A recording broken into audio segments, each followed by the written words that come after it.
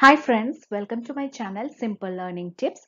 So in today's video, we'll be discussing evolution of labor legislation. Now this topic was suggested to me by one of my subscriber and thank you for suggesting me this topic.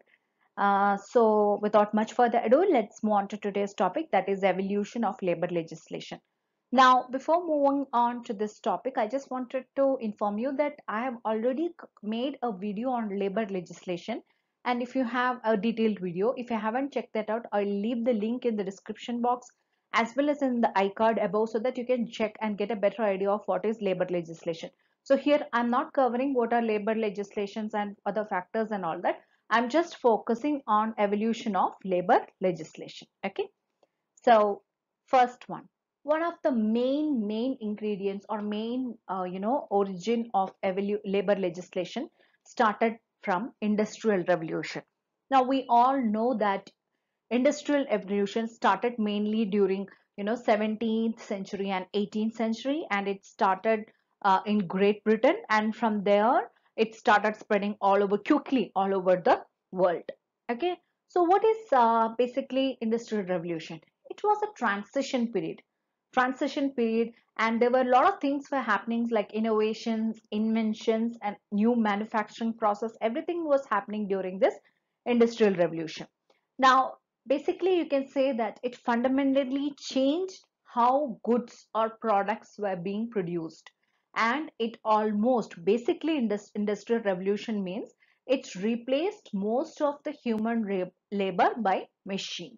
Okay, so machines were introduced and mostly the human labor were reduced, and there were, as a result of that, a lot of lifestyle changes were there. Lifestyle change from agriculture to industrial and materialistic one. Okay, now these things are all good parts of industrial revolution, and it also provided a lot of employment and all that. All these things were there, but gradually what happened is that employers started taking advantage of the workers. As what is the aim of the employer? They want maximum profit, right? So they wanted maximum profit on their investment. So what happened is that there were long working hours, there was no minimum age for employment, and also low wages were given to the workers, and there was no safety, health and welfare provisions.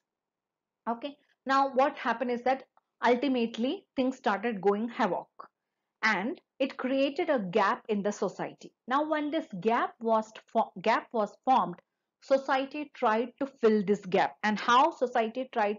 And the gap was filled by this labor legislation. So that is what happened.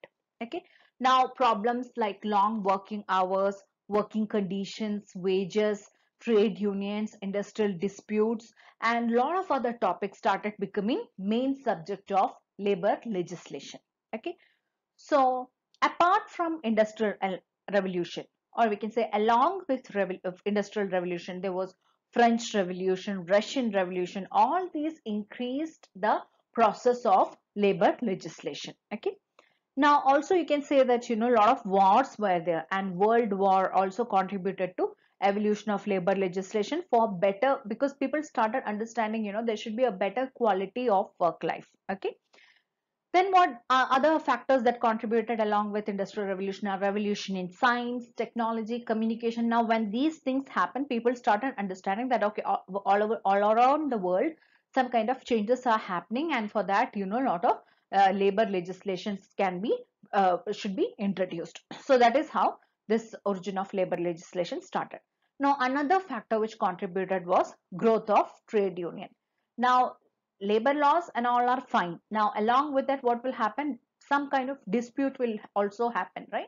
Dispute among the workers, among the employer and the workers, or the employer and employer. So then eventually trade unions started coming. So the growth of trade union also contributed to evolution of labor legislation.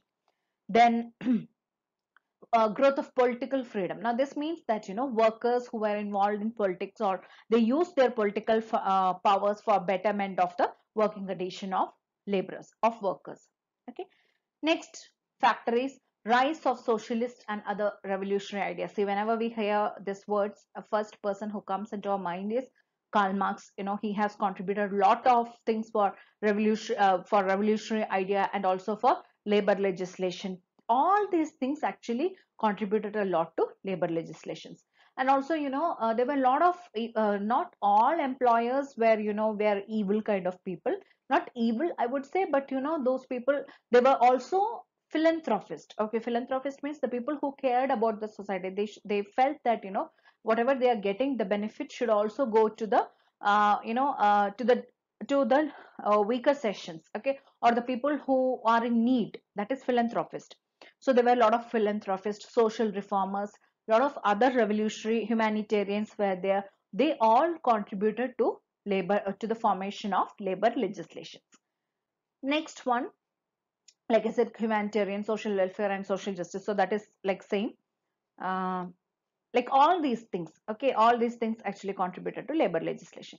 Next, one of the major milestone for the formation of labor legislation is establishment of ILO, that is International Labour Organization. Now, International Labour Organization was established in 1990. Okay.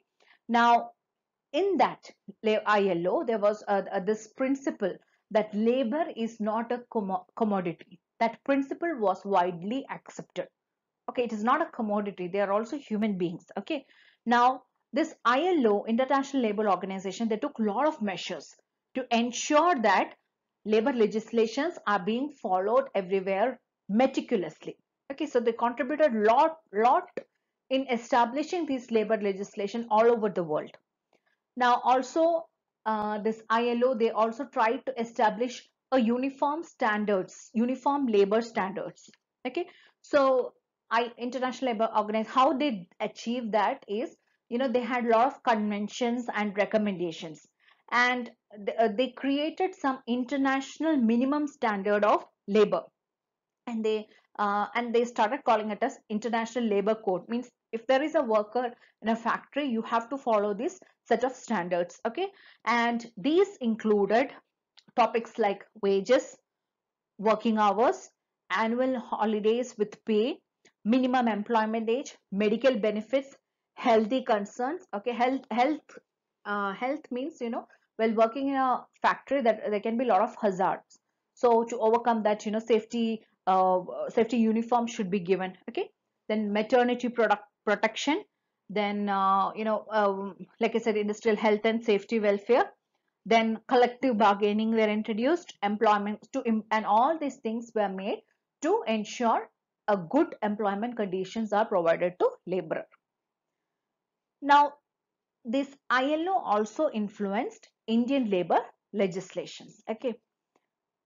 Now let's move on to specifically what happened, or how this labor legislation, what are the various factors or how labor legislations were originated in India. First is colonial rule. Okay, so early labor legislation came into being because there were pressure from manufacturers of Lancashire and Birmingham. Okay, because the laborers, workers who were working in India, they were actually working for very less wages. Even though these legislations were good for Indian labor, but the main purpose of this was to protect the interest of British capitalists.